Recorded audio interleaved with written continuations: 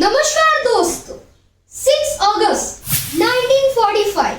जी हाँ, इस साल सुबह सुबह के 8:16 को बच्चे स्कूल जा रहे थे और बड़े ऑफिस में जा रहे थे।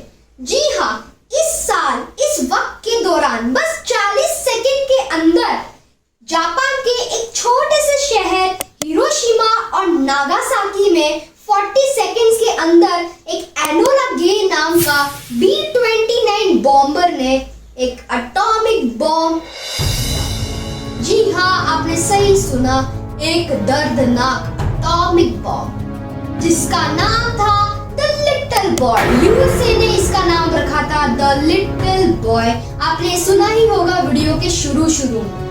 और 2 लाख से भी अधिक लोगों की इस दर्दनाक इंसिडेंट में जान चली।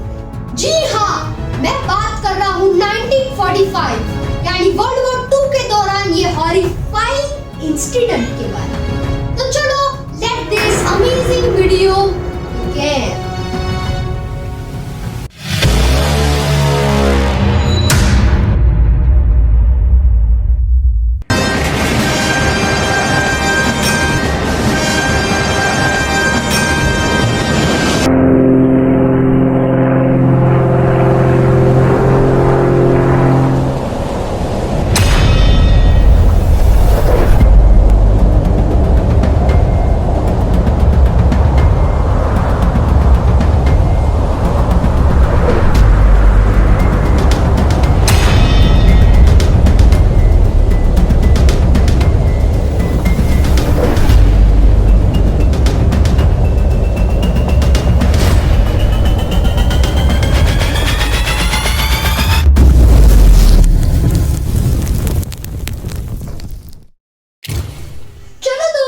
मैं आपको एक सवाल पूछता हूँ, क्या ये नेसेसरी था? Is this was really necessary? क्या जरूरत थी इसकी? क्यों 2 लाख लोगों की जान ले ली यूएसए ने? क्या ये सच में जरूरी था? आपको मैं शॉकिंग फैक्ट बताता हूँ।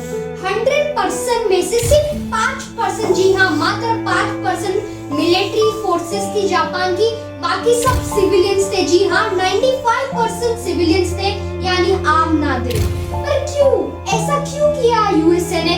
आज के इस वीडियो में हम इसी टॉपिक के रिलेटेड जानेंगे। तो ये कहानी शुरू होती है 1 सितंबर 1939, जब जर्मनी यानी हिटलर की जो पार्टी थी उसने पोलैंड में इन्वेड करने की कोशिश की, यानी कब्जा करने की कोशिश की थी।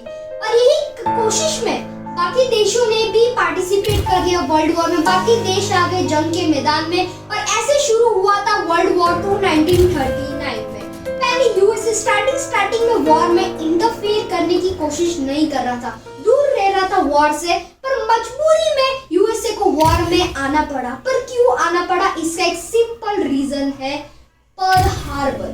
जी हाँ, जब जापानीज फोर्सेस ने पर्ल हार्बर में अटैक, जो एक मिलिट्री बेस है अमेरिका में, 7 दिसंबर 1941 को जापानीज फोर्सेस ने 300 से भी ज्यादा अधिक फाइटर प्लेन्स को रिपीटली एयर स्ट्राइक करने भेज दिया। जी हाँ, एयर स्ट्राइक। 100 से भी ज्यादा फाइटर जेट्स तबाह हो गए यूएसए के, 19 नेवी शिप्स तबाह हो गए और टोटल 2000 से भी अधिक और ज्यादा मिलिट्री प्रोफेशनल की जान चली गई यूएसए की। जी हाँ, ये टेरिबल इंसिडेंट के लिए यही एक मेन रीजन था वर्ल्ड वॉर 2 में यूएसए का पार्टिसिपेंट। चलो दोस्तों, मैं आपको इसी एयर स्ट्राइक के रिलेटेड चीजें कहता हूँ। जब Japanese air forces Pearl Harbor के बेस में अटैक कर रहे थे, तो जी हाँ, वो फाइटर पायलट्स रिटेली सुसाइड बॉम्बिंग कर रहे थे। जी हाँ, suicide bombing, not particular suicide bombing, पर उन्होंने सुसाइड बॉम्बिंग का ही कॉन्सेप्ट यूज किया था। जी हाँ, मैं कामिकाजी अटैक्स की बात, कामिकाजी अटैक्स एक स्पेशल यूनिट थी, एक स्पेशल ग्रुप थी जापानीज फाइटर पायलट्स का, यानी एयर फोर्सेस का। वो ग्रुप का सिर्फ एक ही मकसद था, एक ही मिशन था, वो था सिंपली अपने एनिमी गनशिप या नेवी शिप में क्रैश हो जाना। क्रैश हो जाने के बाद एक बड़ा सा ब्लास्ट होता था, वो ब्लास्ट उनकी तो जान चली जाती है, पर वो नेवी शिप भी तबाह हो जाता है। यही कॉन्सेप्ट को यूज करके बॉम्बिंग कराते थे, जिसे हम जानते हैं कामिकाजी बॉम्बिंग।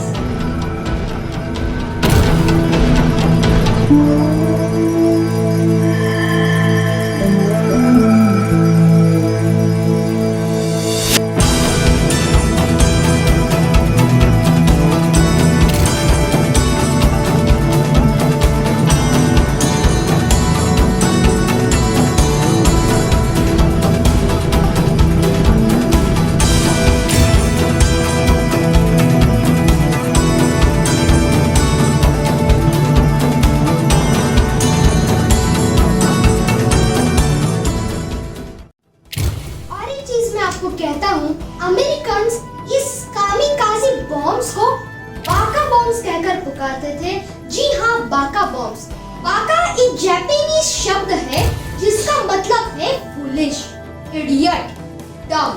जी हाँ, ऐसे नाम से पुकारते थे अमेरिकन्स इन कामिकाज़ी बॉम्ब्स को। पहला रीजन ये है कि ये बॉम्ब्स, अमेरिकन्स का ऐसा कहना था कि कामिकाज़ी बॉम्ब्स बहुत फूलिश चीज है। मतलब एक नेवी शिप को डिस्ट्रॉय करने के लिए एक फाइटर पायलट अपनी जान को सैक्रिफाइस कर देता है। अमेरिकन्स का ऐसा कहना था कि ये बहुत फूलिश चीज है। पर अकॉर्डिंग टू जापान की अगर हम पॉइंट ऑफ पर्सपेक्टिव व्यू की देखें तो ये बहुत सम्मान की बात है। उनके फैमिली को बहुत ऑनर दिया जाता है। चलो दोस्तों, अगर आपने वीडियो अभी तक देखी होगी तो आपके मन में एक ही सवाल आ रहा होगा, क्यों? क्या जरूरत थी जापान को पर्ल हार्बर में अटैक करने की? इस सिंपल सवाल का एक सिंपल जवाब है, वो है टेरिटरी। जी हाँ, आपने सही सुना, टेरिटरी। वहाँ के जापानीज एम्परर हिरोहितो का यही मानना था कि एक ग्रेटर एशिया, उनका मानना था कि एक ऐसा एशिया जो एक साथ यूनाइटेड रहे और जापानीज के अंडर में रहे। पर ये बस कहने की बातें थी दोस्तों, असल में ये सब झूठ था। वो सिर्फ खुद के बेनिफिट के लिए दूसरे एशिया में कंट्रीज को कॉलोनाइज और कब्जा करने की कोशिश कर रहे थे। और वहाँ के एम्परर को इतना ऊंचा माना जाता था कि उन्हें लिटरली लोग गॉड से कंपेयर करते थे, देवता से कंपेयर करते थे। उन्हें ब्लेसिंग मानी जाती थी भगवान से। और वो यही एडवांटेज को यूज करके लोगों को ब्रेन वॉश किया करते थे। और इस तरीके से ब्रेन वॉश करते थे लोगों को कि वो जो बोले वो आंख बंद करके मान लेते थे। इसका मैंने एग्जांपल आपको पहले ही दिया है, कामिकाज़ी अटैक, जो एक सुसाइड बॉम्बिंग की ग्रुप थी जिनका एक ही मकसद था सुसाइड करना। ऐसे ब्रेन वॉश करते थे। मैं आपको और एक एग्जांपल देता हूँ, बुशिडो समुराई ट्रेडिशन।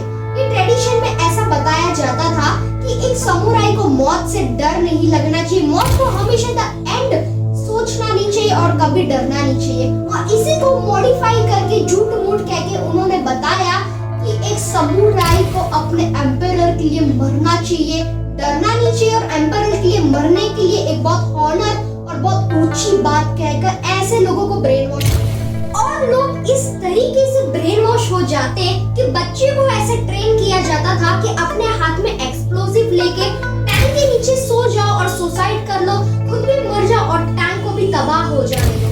ऐसे ब्रेन वॉश किया जाता था। डेफिनेटली कुछ ब्रेन वॉश नहीं होते, एक बहुत स्टोरीज और टेल्स दिखाए जाते हैं कामिकाज़ी पायलट्स की, जो एक रात पहले मिशन के रो के लेटर्स भेज रहे हैं अपने परिवार को कि कल उनकी मौत होने वाली है, और खुद को सवाल करते कि क्या अपने देश के लिए मरना अच्छी बात है, इसका क्या बेनिफिट होगा देश में। ऐसा होता था, ऐसा ब्रेन वॉश किया जाते थे और लोग अंदर ही रोते और खुश नहीं रहते, पर फिर भी मजबूरी में उन्हें करना पड़ता। डेफिनेटली कुछ थे जो इस बात में स्ट्रांगली डिसएग्री करते थे और प्रोटेस्ट करते थे कि प्लीज वॉर को खत्म करो, we are not ready for this war. और उस टाइम में देश की इकोनॉमिकल क्राइसिस भी बहुत बेकार थे, बार कंट्री इकोनॉमिकल क्राइसिस में डूब रही थी, लोगों के पास खाना नहीं था, लोग सड़क में सो रहे थे, अनएम्प्लॉयड थे और अस्पताल की कमी थी।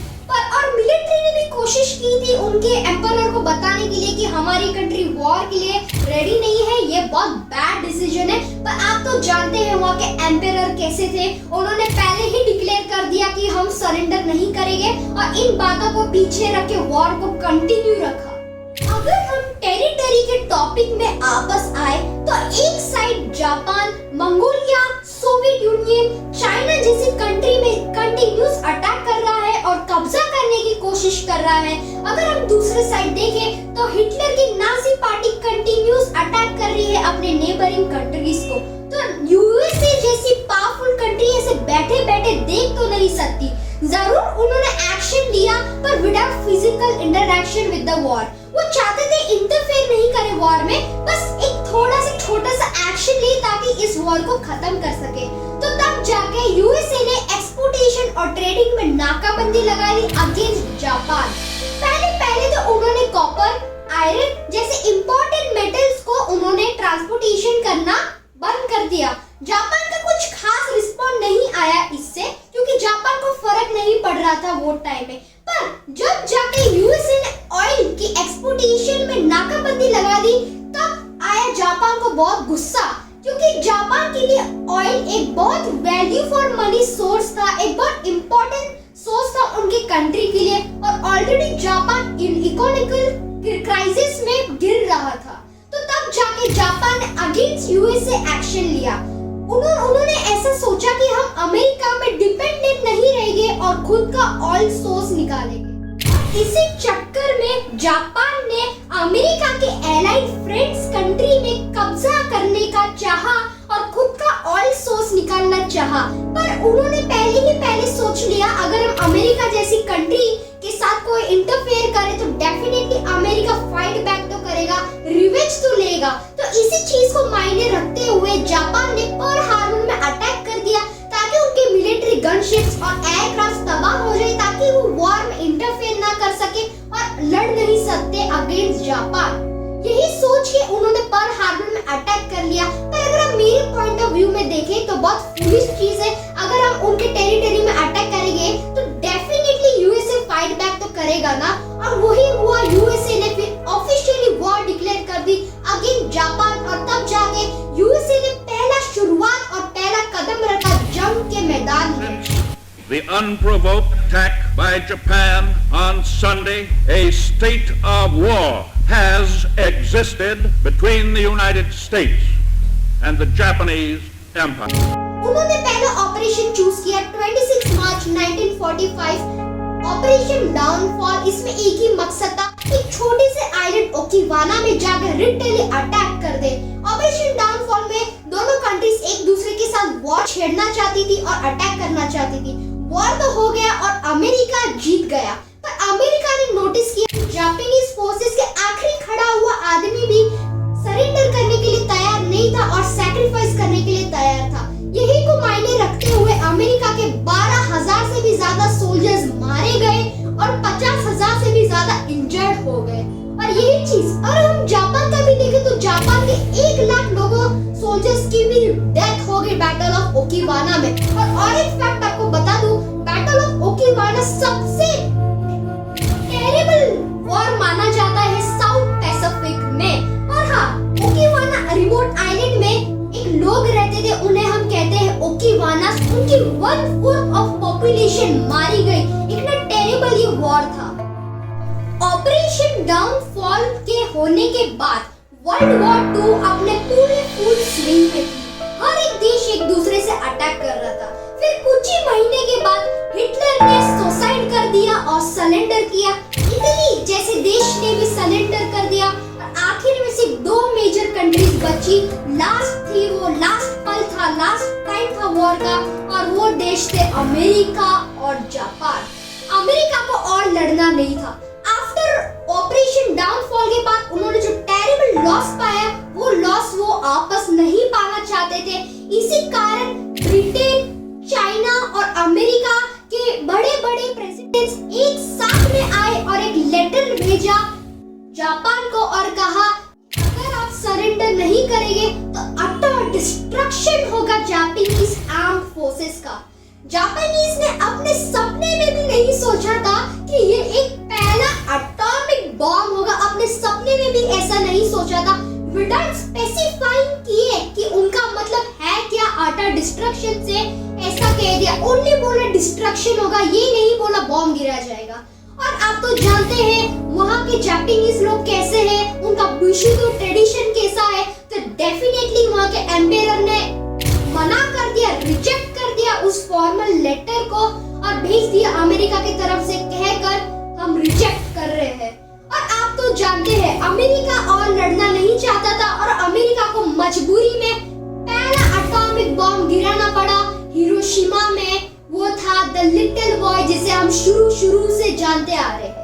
लिटिल बॉय की तबाही बचाने के बाद 4000 रेडियस का तापमान चला गया था, 4000 सेल्सियस डिग्री था। बॉम्ब फूटने में लोग अंधे पड़ गए थे, टेम्परेरी ब्लाइंडनेस, लोग चक्कर खा के गिर गए थे, सुन नहीं पा रहे थे, उनके कान चले गए थे और वेपराइज बन गए थे। जी हाँ, वेपराइज, एशेस में बन गए थे जब बॉम्ब ब्लास्ट हुआ। और एक चीज मैं आपको बताता हूँ, जो लोग बैठे थे या कोई भी चीज में खड़े थे, तो जिस साइड में शैडो पड़ता है ना, इतना तेज और इतना हॉरिफाइंग बॉम्ब ब्लास्ट हुआ कि वो शैडो अभी भी जापान के हिरोशिमा के स्ट्रीट्स में देखे जाते हैं। उसे हम शॉक ब्लास्ट कहकर पुकारते हैं।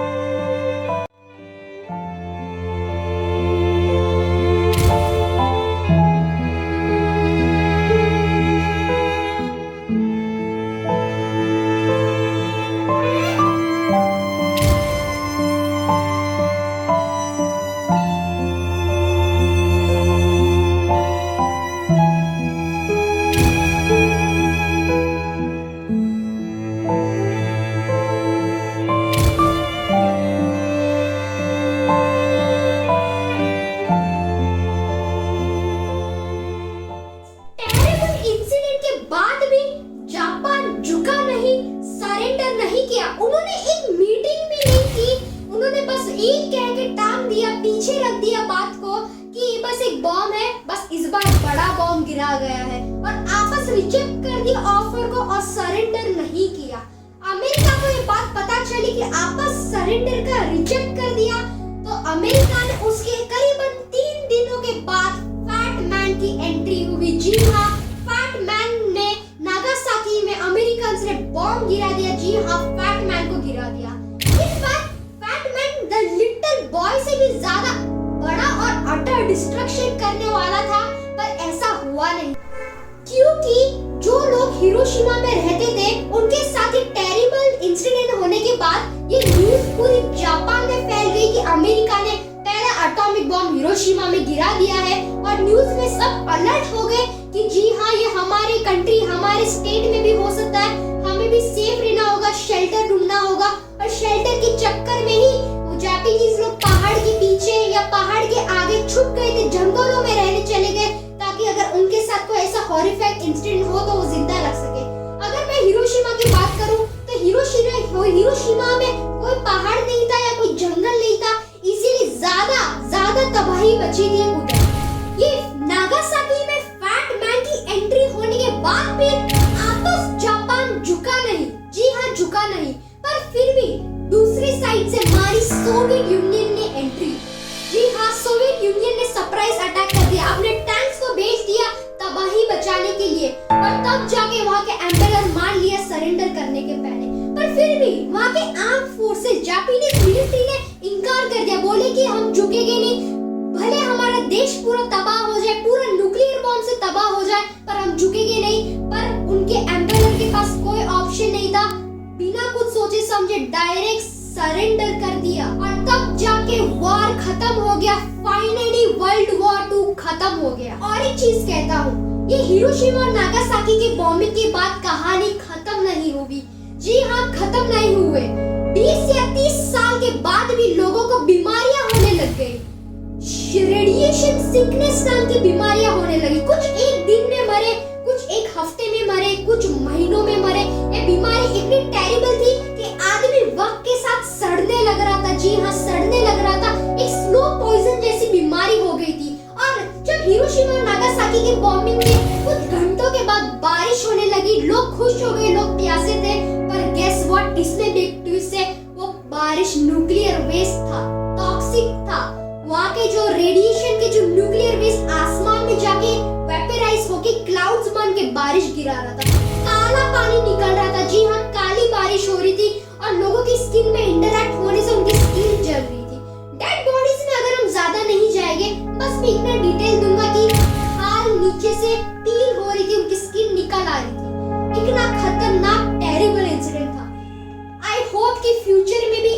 अभी ना हो, अमेरिका पहला लौता देश बन गया न्यूक्लियर बॉम्ब्स को गिराने वाला।